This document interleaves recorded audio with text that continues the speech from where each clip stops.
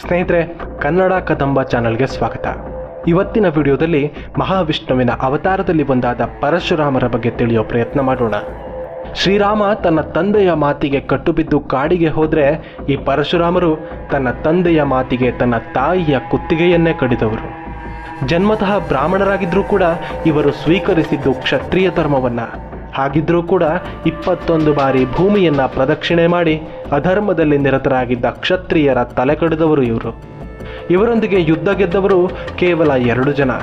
ಒಂದು ಸಾಕ್ಷಾತ್ ವಿಷ್ಣುವಿನ ಅವತಾರವಾದ ಪ್ರಭು ಶ್ರೀರಾಮಚಂದ್ರರಾದರೆ, ಇನ್ನೊಬ್ಬರು ಮಹಾಭಾರತದ ಭೀಷ್ಮ ಪಿತಾಮಹರು. ಈ ಹಿಂದೆ ರಾವಣನನ್ನೇ ಸೋಲಿಸಿದ ಸಹಸ್ರಬಾಹು ಕಾರ್ತಿವೀರ್ಯಾರ್ಜುನರನ್ನ ಕೂಡ ಈ ಪರಶುರಾಮರು ಕೊಂದು ಹಾಕಿದ್ರು. ಬನ್ನಿ, ಈ ಪರಶುರಾಮ ಅವತಾರದ ಬಗ್ಗೆ ಎಲ್ಲ ವಿಷಯವನ್ನ ತಿಳಿಯೋ ಪ್ರಯತ್ನ ಮಾಡೋಣ. ಅದು ಸತ್ಯಯುಗ ಕೊನೆಯಾಗೋ ಸಮಯ. ಅಯೋಧ್ಯೆಯನ್ನ ಆಳ್ತಾ ಇದ್ದ ರೇಣುಕಾ ಅನ್ನೋ ರಾಜನ ಮಗಳು ರೇಣುಕಾದೇವಿಯನ್ನ ಸ್ವಯಂವರದಲ್ಲಿ ರುಚಿಕ ಅನ್ನೋ ಬ್ರಾಹ್ಮಣ ಮುನಿಯ ಮಗನಾದ ಜಮದಗ್ನಿ ಮದುವೆಯಾಗ್ತಾರೆ.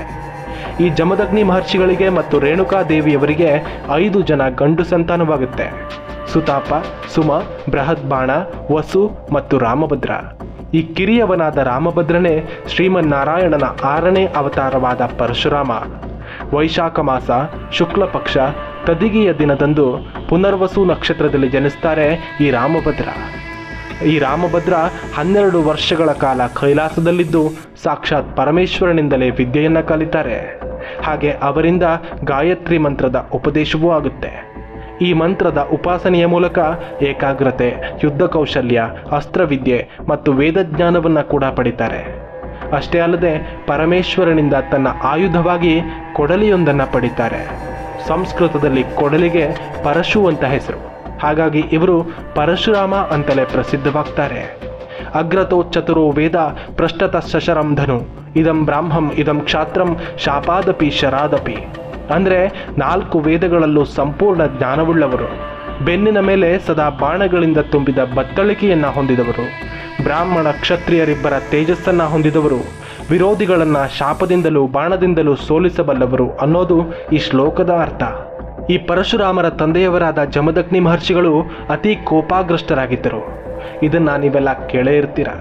ಚಿಕ್ಕ ಚಿಕ್ಕ ವಿಷಯಗಳಿಗೂ ಕೂಡ ಇವರು ಅತಿ ಹೆಚ್ಚು ಕೋಪವನ್ನು ಮಾಡಿಕೊಳ್ಳೋ ವ್ಯಕ್ತಿತ್ವ ಇವರದ್ದಾಗಿತ್ತು.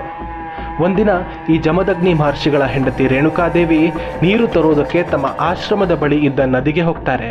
ಅಲ್ಲಿ ಗಂಧರ್ವರಾಜನಾಗಿದ್ದ ಚಿತ್ರರಥ ತನ್ನ ರಾಣಿಯರ ಜೊತೆ ಜಲಕ್ರೀಡೆಯಾಡೋದನ್ನು ನೋಡಿ ಈ ರೇಣುಕಾದೇವಿ ಕ್ಷಣಕಾಲ ಮೈಮರಿತಾರೆ.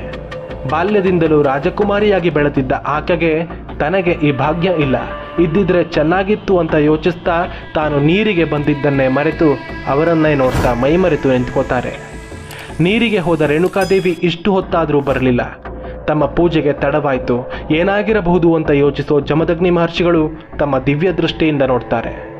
ನದಿಯ ಸಮೀಪ ಈಕೆ ಗಂಧರ್ವರ ಜಲಕ್ರೀಡೆಯನ್ನು ನೋಡ್ತಾ ಮೈಮರೆತಿದ್ದನ್ನು ನೋಡಿ ಕೋಪದಿಂದ ಕುದ್ದು ಹೋಗ್ತಾರೆ. ತಮ್ಮ ಮಕ್ಕಳನ್ನು ಒಬ್ಬೊಬ್ಬರಾಗಿ ಕರೀತಾರೆ ಮಹರ್ಷಿಗಳು. ನಿಮ್ಮ ತಾಯಿಯ ತಲೆಯನ್ನು ಕತ್ತರಿಸಿ ಕೊಂದು ಹಾಕಿ ಅಂತ ಹೇಳ್ತಾರೆ. ಆದರೆ ಮಾತೃಹತ್ಯೆಯಂತಹ ಪಾಪವನ್ನು ನಾವು ಮಾಡೋದಿಲ್ಲ ಅಂತ 4 ಜನ ಮಕ್ಕಳು ಕೂಡ ನಿರಾಕರಿಸ್ತಾರೆ. 5ನೇ ಬಾರಿ ತನ್ನ ಕಿರಿಯ ಮಗ ಪರಶುರಾಮನನ್ನು ಕರೀತಾರೆ. ನನ್ನ ಆಜ್ಞೆಯನ್ನು ಉಲ್ಲಂಘಿಸಿದ ನಿನ್ನ 4 ಜನ ಅಣ್ಣಂದಿರನ್ನ ಕೊಲ್ಲು, ನಂತರ ನಿನ್ನ ತಾಯಿಯನ್ನ ಕೂಡ ಕೊಲ್ಲು ಅಂತ ಪರಶುರಾಮರಿಗೆ ಆಜ್ಞೆ ಮಾಡ್ತಾರೆ. ತನ್ನ ತಂದೆಯ ಶಕ್ತಿಯ ಬಗ್ಗೆ ತಿಳಿದಿದ್ದ ಪರಶುರಾಮ ತನ್ನ ಸಹೋದರರನ್ನ, ತನ್ನ ತಾಯಿಯನ್ನ, ಎಲ್ಲರನ್ನೂ ಕೂಡ ತನ್ನ ಕೊಡಲಿಯಿಂದ ತಲೆ ಕತ್ತರಿಸಿ ಕಡಿದು ಹಾಕ್ತಾನೆ. ತನ್ನ ಆಜ್ಞೆಯನ್ನು ಕ್ಷಣ ಮಾತ್ರದಲ್ಲಿ ಪೂರ್ಣಗೊಳಿಸಿದ ಪರಶುರಾಮನನ್ನ ನೋಡಿ ಜಮದಗ್ನಿ ಮಹರ್ಷಿಗಳು ಸಂತೋಷಗೊಳ್ತಾರೆ. ಮಗನೇ, ನಿನ್ನ ಕಾರ್ಯಕ್ಕೆ ಮೆಚ್ಚಿದ್ದೀನಿ. ತಂದೆಯ ಆಜ್ಞೆಯನ್ನು ಪಾಲಿಸಿದ ನಿನ್ನ ಪಿತೃಪ್ರೇಮಕ್ಕೆ ನಾನು ಅಪಾರ ಸಂತೋಷಗೊಂಡಿದ್ದೇನೆ. ನಿನಗೇನು ಬರಬೇಕು ಕೇಳು, 3 ವರವನ್ನು ಕೊಡ್ತೇನೆ ಅಂತ ಹೇಳ್ತಾರೆ. ಅದಕ್ಕೆ ಪರಶುರಾಮರು ಮೊದಲನೇ ವರವಾಗಿ ತನ್ನ ತಾಯಿಯನ್ನು ಬದುಕಿಸುವಂತೆ, 2ನೇ ವರವಾಗಿ ತನ್ನ ಅಣ್ಣಂದಿರನ್ನೂ ಬದುಕಿಸುವಂತೆ, ಹಾಗೆ ಅವರು ಯಾರಿಗೂ ಈ ಘಟನೆ ನೆನಪಿಗೆ ಬಾರದಂತೆ ವರವನ್ನು ಕೊಡಿ ಅಂತ ಕೈ ಮುಗಿದು ಪ್ರಾರ್ಥಿಸ್ತಾರೆ. ಇದಕ್ಕೊಪ್ಪಿದ ಜಮದಗ್ನಿಗಳು ಅವರ ರುಂಡಮುಂಡವನ್ನು ಜೋಡಿಸುವಂತೆ ಪರಶುರಾಮರಿಗೆ ಹೇಳಿ ತನ್ನ ಕೈಯಲ್ಲಿದ್ದ ಕಮಂಡಲದಿಂದ ಅವರೆಲ್ಲರ ದೇಹದ ಮೇಲೆ ತಮ್ಮ ತಪಶಕ್ತಿಯನ್ನು ಬಳಸಿ ಆ ಕಮಂಡಲದ ನೀರನ್ನು ಪ್ರೋಕ್ಷಣೆ ಮಾಡ್ತಾರೆ. ಆ ನೀರು ಮೈಮೇಲೆ ಬಿದ್ದಿದ್ದೇ ತಡ ಎಲ್ಲರೂ ನಿದ್ದೆಯಿಂದ ಎದ್ದವರಂತೆ ಎಚ್ಚರವಾಗ್ತಾರೆ. ತಂದೆಯ ಮಾತನ್ನು ನಡೆಸಿಕೊಟ್ಟ ಪರಶುರಾಮರು ಅಪ್ಪಟ ಪಿತೃವಾಕ್ಯ ಪರಿಪಾಲಕರೆನಿಸಿಕೊಂಡು ಪ್ರಸಿದ್ಧರಾಗ್ತಾರೆ. 3ನೇ ವರವೇನು ಬೇಕು ಕೇಳ್ಕೊ ಮಗನೇ ಅಂತ ತಂದೆ ಹೇಳಿದಾಗ, ಅಪ್ಪ ಇಷ್ಟೆಲ್ಲ ಅನರ್ಥಕ್ಕೆ ಕಾರಣವಾಗಿದ್ದು ನಿಮ್ಮ ಆ ಶೀಘ್ರ ಕೋಪ. ನೀವು ಆ ನಿಮ್ಮ ಶೀಘ್ರ ಕೋಪವನ್ನು ತ್ಯಜಿಸಬೇಕು ಅಂತ ಕೇಳ್ಕೋತಾರೆ. ಅದಕ್ಕೊಪ್ಪಿದ ಮಹರ್ಷಿ ಜಮದಗ್ನಿಯವರು ತಮ್ಮ ಕ್ರೋಧವನ್ನು ಅವತ್ತೇ ತ್ಯಜಿಸ್ತಾರೆ. ಕತೆ ಇಲ್ಲಿಗೆ ಮುಗಿಯೋದಿಲ್ಲ. ಕೋಪವನ್ನು ತ್ಯಜಿಸಿ ಜಮದಗ್ನಿಗಳೇನೋ ಶಾಂತಮೂರ್ತಿ ಆಗ್ತಾರೆ. ಆದರೆ ಅವರು ಹಾಗೆ ಮಾಡಿ ಶಾಂತವಾಗಿದ್ದು ಕೂಡ ಇನ್ನೊಂದು ದೊಡ್ಡ ಘಟನೆಗೆ ಕಾರಣವಾಗುತ್ತೆ. ಈ ಜಮದಗ್ನಿ ಮಹರ್ಷಿಗಳ ಬಳಿ ಬೇಡಿದ್ದೆಲ್ಲವನ್ನ ಕೊಡೋ ಕಾಮಧೇನು ಅನ್ನೋ ಹಸುವೊಂದಿರುತ್ತೆ. ಆ ಹಸುವನ್ನು ಕಾರ್ತಿವೀರ್ಯಾರ್ಜುನ ಅನ್ನೋ ಕ್ಷತ್ರಿಯ ರಾಜ ಬಲವಂತವಾಗಿ ಎಳೆದುಕೊಂಡು ಹೋಗ್ತಾನೆ. ಆಶ್ರಮಕ್ಕೆ ಬಂದಾಗ ತನ್ನ ತಂದೆಯ ಬಳಿ ವಿಷಯ ತಿಳಿದ ಪರಶುರಾಮರು ಕೋಪಾವಿಷ್ಟರಾಗಿ ಸಹಸ್ರಬಾಹು ಅದೇ ಈ ಕಾರ್ತಿವೀರ್ಯಾರ್ಜುನನ ವಿರುದ್ಧ ಯುದ್ಧಕ್ಕೆ ನಿಲ್ತಾರೆ. ಕಾರ್ತಿವೀರ್ಯಾರ್ಜುನನನ್ನ ಕೊಂದು ಹಸುವನ್ನು ಮರಳಿ ತರ್ತಾರೆ. ಆದರೆ ಪರಶುರಾಮರಿಂದ ಸಾವಿಗೀಡಾದ ಕಾರ್ತಿವೀರ್ಯಾರ್ಜುನನ ಮಕ್ಕಳು ಮತ್ತೆ ಜಮದಗ್ನಿ ಋಷಿಗಳ ಆಶ್ರಮದ ಮೇಲೆ ದಾಳಿ ಮಾಡ್ತಾರೆ. ಆ ಸಮಯದಲ್ಲಿ ಪರಶುರಾಮರು ಆಶ್ರಮದಲ್ಲಿರಲಿಲ್ಲ. ಅವರು ಜಮದಗ್ನಿ ಮಹರ್ಷಿಗಳನ್ನು ಕೊಂದು ಹಾಕ್ತಾರೆ. ಇದರಿಂದ ಇನ್ನಷ್ಟು ಕ್ರೋಧಾವೇಶಗೊಂಡ ಪರಶುರಾಮರು ಇಡೀ ಭೂಮಿಯಲ್ಲಿ ಅಧರ್ಮಿಗಳು, ವಿಲಾಸಿಗಳು, ಅಪ್ರಯೋಜಕರು, ಪ್ರಜಾಪೀಡಕರು ಆಗಿರೋ ಕ್ಷತ್ರಿಯರನ್ನೆಲ್ಲ ಕೊಂದು ಹಾಕ್ತೇನೆ ಅಂತ ಪ್ರತಿಜ್ಞೆ ಮಾಡ್ತಾರೆ.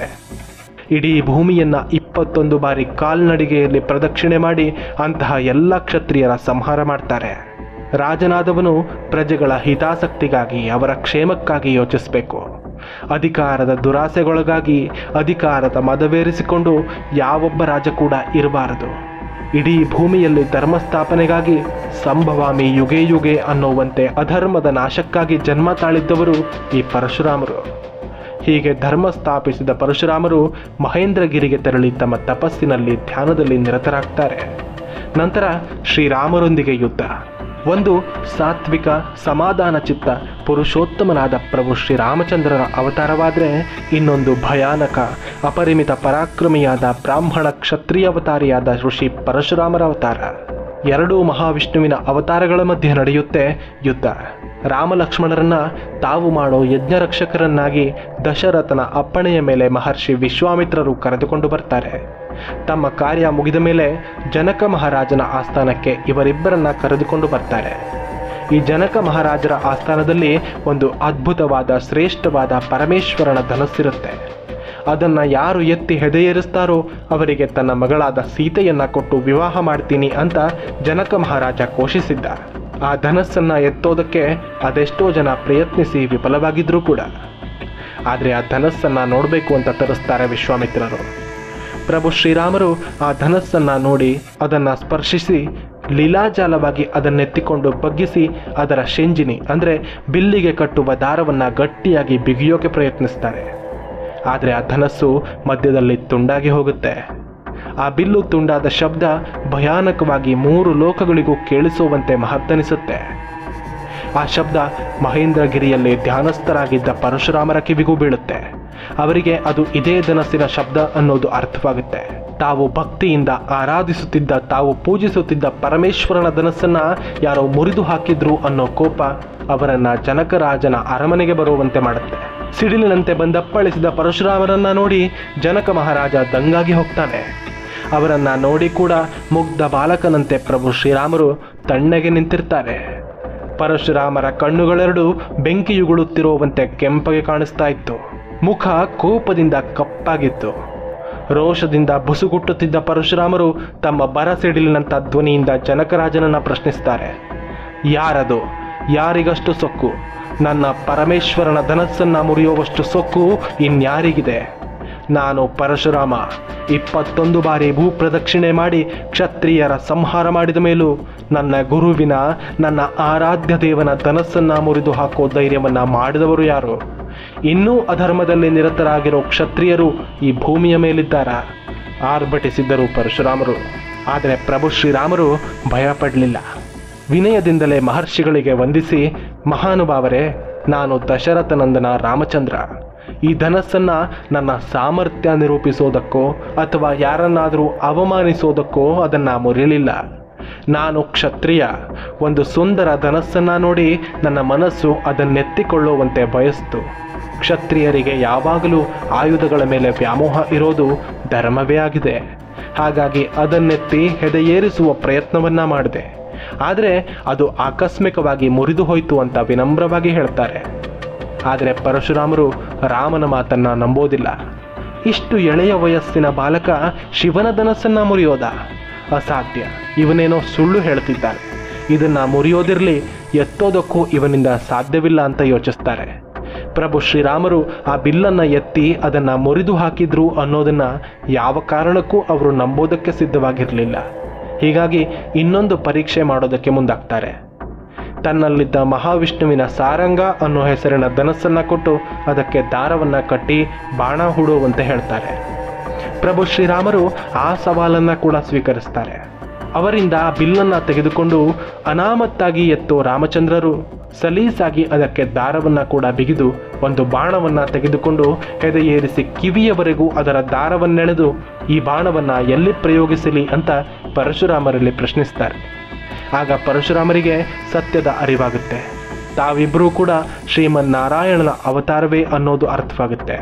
ತಾನು ತನ್ನ ಕ್ರೋಧವನ್ನು ನಿಯಂತ್ರಿಸೋದಕ್ಕಾಗದೆ ಇಷ್ಟೆಲ್ಲ ಮಾಡಿದ್ದರ ಫಲವಾಗಿ ಆ ಬಾಣವನ್ನು ಪ್ರಯೋಗಿಸಿ ಇಷ್ಟು ಕಾಲ ತಾನು ತಪಸ್ಸು ಮಾಡಿ ಗಳಿಸಿದ ಪುಣ್ಯವನ್ನೆಲ್ಲ ನಾಶ ಮಾಡೋದಕ್ಕೆ ಹೇಳ್ತಾರೆ. ಶ್ರೀರಾಮರು ಹಾಗೆ ಮಾಡ್ತಾರೆ. ಹೀಗೆ ಪ್ರಭು ಶ್ರೀರಾಮರು ಹಾಗೂ ಪರಶುರಾಮರ ನಡುವೆ ಯುದ್ಧವಲ್ಲದ ಯುದ್ಧ ನಡೆದು ಅಲ್ಲಿ ಪ್ರಭು ಶ್ರೀರಾಮಚಂದ್ರರೇ ಗೆಲುವನ್ನು ಪಡೀತಾರೆ. ಆದರೆ ಮುಂದೆ ಇದೇ ಪರಶುರಾಮರ ವಿರುದ್ಧ ಅವರ ಶಿಷ್ಯ ಭೀಷ್ಮ ಪಿತಾಮಹರು ನೇರ ಯುದ್ಧವನ್ನೇ ಮಾಡಿ ಗೆಲುವು ಸಾಧಿಸ್ತಾರೆ. ಹಾಗಾದರೆ ಯಾಕೆ ಆ ಯುದ್ಧ ನಡೆಯುತ್ತೆ? ಕ್ಷತ್ರಿಯರಿಗೆ ವಿದ್ಯೆ ಕಲಿಸೋದಿಲ್ಲ ಅಂತ ಶಪಥ ಮಾಡಿದ್ದ ಪರಶುರಾಮರು ಭೀಷ್ಮರಿಗೆ ಹಾಗೂ ಕರ್ಣರಿಗೆ ವಿದ್ಯೆ ಕಲಿಸಿದ್ದು ಯಾಕೆ? ಪಾಂಡವ ಕೌರವರಿಬ್ಬರಿಗೂ ವಿದ್ಯೆ ಕಲಿಸಿದ ದ್ರೋಣರು ಕೂಡ ಪರಶುರಾಮರ ಬಳಿಯೇ ವಿದ್ಯೆ ಕಲಿತಿದ್ದು ಹೇಗೆ? ಇಡೀ ಮಹಾಭಾರತಕ್ಕೆ ಈ ಪರಶುರಾಮರು ಹೇಗೆ ಕಾರಣವಾಗ್ತಾರೆ? ಅದರಲ್ಲೂ ಈ ಪರಶುರಾಮ ಅವತಾರ ಚಿರಂಜೀವಿ ಆಗಿದ್ದು ಹೇಗೆ?